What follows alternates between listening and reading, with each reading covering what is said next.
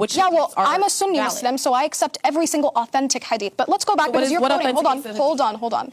So when you're quoting a hadith, you're going to take the entirety of the hadith. The hadith that you quoted about the burning, that is from a narration, and it specifies that all manuscripts were burned except for the manuscript of Hafsa that belonged to the Prophet Muhammad, peace and blessings be upon him, which means that we have an original text. So let me ask you guys this, because we're being consistent, and I feel like we're not really talking enough about the Quran, to be honest with you.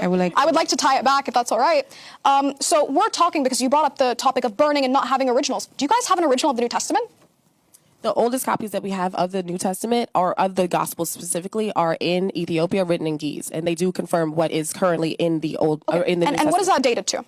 I'm not quite sure. Okay, so the first instance, because we have nothing from the first century of Jesus, the first instance that we get a manuscript of one of the New Testament books, we have one of John that's about this big, and it is a couple of verses from John.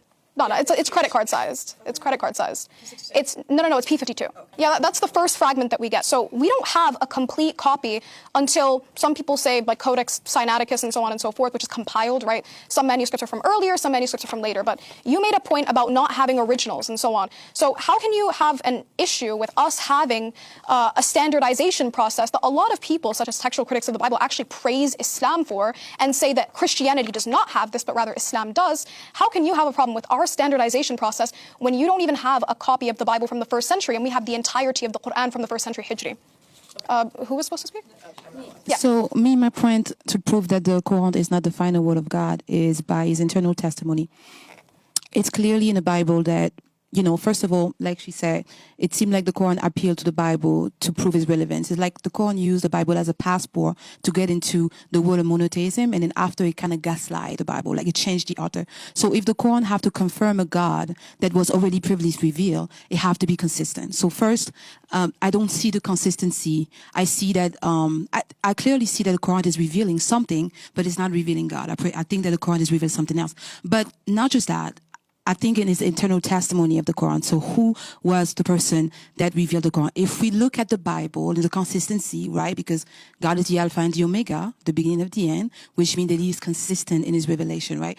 If we look at the way the angel appear into the prophet, is always making sure that they are not afraid. And when we look at how Muhammad have received the Quran, it sounds more like a demonic attack or possession other than a divine.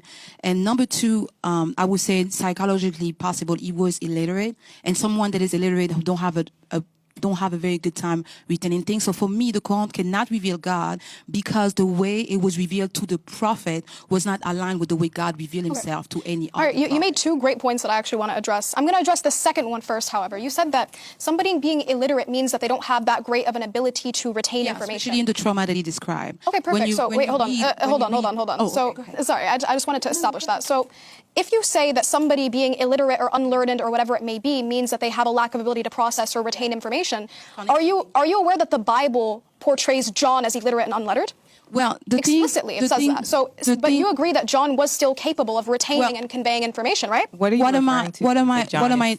Illiterate. I'm sorry. I'm just curious. Yeah, in the book of Acts. In the book of Acts, it says that he is unlearned. That's right? different John. Unlearned That's does John not Mark. mean illiterate. That's a different John.